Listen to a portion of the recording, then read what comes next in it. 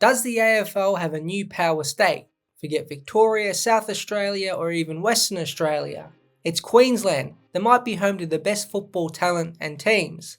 A lot of people have pointed at some of the advantages Brisbane and Gold Coast have got in the past few seasons compared to the other 16 teams, but both sides have had a big rise up in the AFL world due to smart football decisions above all else. It's an interesting time to see both the Queensland side so good, and the AFL's recent decisions may be in line with trying to pull both sides back to the pack. For now, it looks like both will be winning lots of games of football in the future. We have to start with Brisbane. They are the gold standard. 3 grand finals in a row and back-to-back premierships in difficult fashion. 27 games and 4 finals in each season, yet 2 powerful grand finals with easy wins in the end.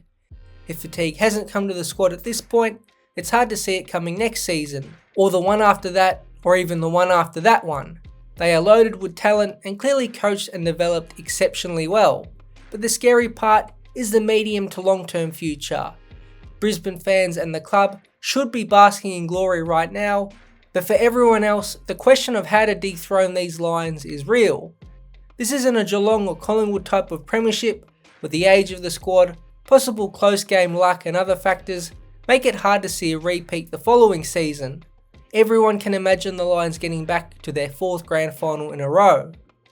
Now they will lose some depth. Oscar McInerney will retire, Brandon Starcevich will leave to West Coast alongside Devon Robertson, and Callum Archie will go to Adelaide. However, we all know what is coming back. Oscar Allen has so much upside, Sam Draper can slot into McInerney's role, and don't forget about the injured cavalry that will slot back into their roles, such as Jack Payne, Jared Berry, Noah Answorth, Kadeen Coleman and Eric Hipwood. They are actually gaining more depth this off-season, which is incredibly rare for a premiership team in any elite sporting competition.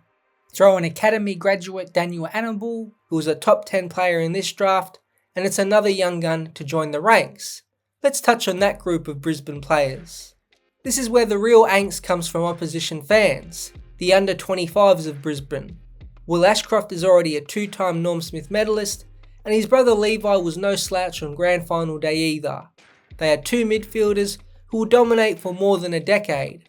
Throw in Academy player Sam Marshall, who played in the grand final as well, and he's just getting started, alongside defenders Jasper Fletcher, who Dane Zorko described as the club's best player, and Darcy Wilmot, who hasn't missed since debuting. They are all elite talents, or even elite players right now, and it's easy to see all of them moving into the midfield later down the road. It's that sustainability that all clubs want, and it seems Brisbane have mastered that. Throw in Ty Gallup and Logan Morris especially as young key forwards, and the depth is through the roof. Now sure, the father-son and academy has set them up with some of these players, but let's not overlook how smart Brisbane have been. No academy or father-sons helped them nail the Lockie Neal, Charlie Cameron, Josh Dunkley and Joe Danaher trades, or nail most of their first and second round picks from 2016 onwards. They are set up for the now and future, and it's why they are the powerhouse football program of the competition. Little brother is clearly trying to follow suit. Similarities are evolving right in front of our eyes. Now the Suns overall have had much more assistance than Brisbane, that is important to note, but they have nailed recent decisions and are reaping the rewards and building that sustainability. Just like Brisbane got in Neal, Dunkley and others mentioned before, the Suns recently traded in Daniel Rioli, John Noble, and now look to be getting their own big fish in Christian Petrarca. It proves the culture is finally stable and the environment is one that is attractive, especially to those that want to get outside the major AFL city bubbles. In the November draft, they will also pick up 2 of the 5 best players in Zeke Euland, the brother of star defender Bodie, and Dylan Patterson, who is a speedy defender or midfielder. With Jed Walter, Ethan Reid, Will Graham, Jake Rogers and Leo Lombard, all academy graduates on the list already, it is a great line of young players and again matches up, although not quite to the same level yet of what the Brisbane Lions have gathered. Now these academy graduates have also allowed the Suns to bank high picks in the future and therefore use them in trades for those like Rioli and Petrarca. Because the system allowed them to match these academy bids with so many poor picks, this allowed clubs who wanted to jump up the draft order to give their best offer to the Suns. It's why they could use pick 6 for Rioli, and why they had 3 first rounders before this trade period even started. Again, was the system unbalanced? Sure, but the Suns took advantage of it and have done well to get in their academy players and bank their picks into the future to be used to get in those mature players.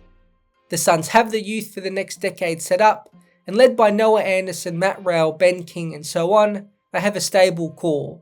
Sure, they will lose some pieces like Braden Fiorini, Sam Flanders, or maybe Bailey Humphrey as well, but like Brisbane, there is so much talent coming in their way that it offsets any big losses. The club was such a fumbly mess for so long, but getting Damien Hardwick in has calmed everything down.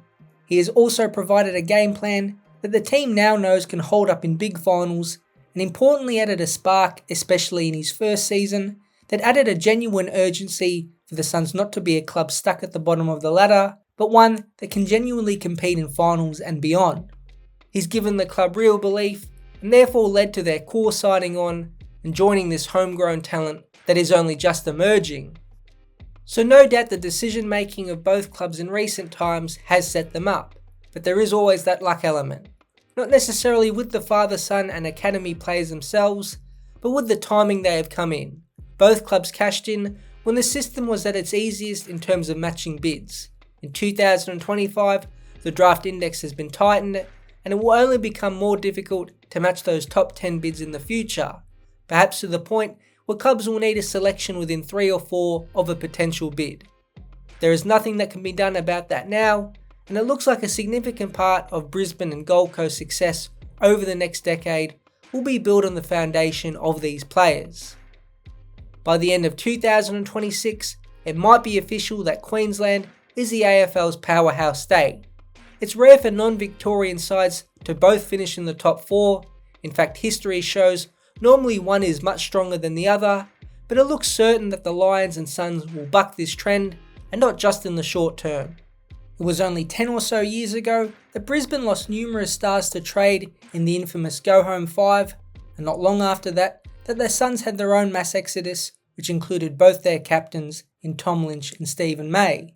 Now both clubs are attracting the best players in the competition and have 2 of the strongest cultures in the AFL with 2 of the best coaches in modern time. It's up to the rest of the competition to try to figure out how to contain these 2 clubs on field, who look to be formidable forces in the now and the future.